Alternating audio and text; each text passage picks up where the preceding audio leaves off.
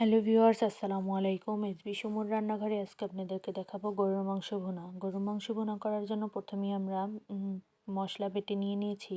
দিয়ে দিয়েছি কড়াইতে তেল, দিয়ে দেব মশলা, দিয়ে ভালোভাবে নাড়াচাড়া দিয়ে পরিমাণ মতো দিয়ে দেব লবণ, মরিচের গুঁড়া, হলুদের গুঁড়া। এবার ভালোভাবে দিয়ে দেব রাঁধুনি গরুর মাংসের মশলা। এবার ভালোভাবে কষিয়ে নিয়ে পরিমাণ মতো পানি দিয়ে নাড়াচাড়া দিয়ে মিশিয়ে নেব। এবার আমরা গরুর মাংসগুলো দিয়ে দেব, ভালোভাবে মিশিয়ে নেব মশলার সাথে।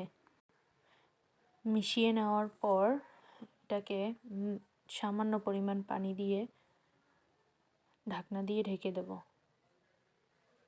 এবার আমরা কষিয়ে নিয়েছি, এবার পুনরায় নাড়াচাড়া দিয়ে আবার পানি দিয়ে ঢাকনা দিয়ে আমরা ঢেকে দেব।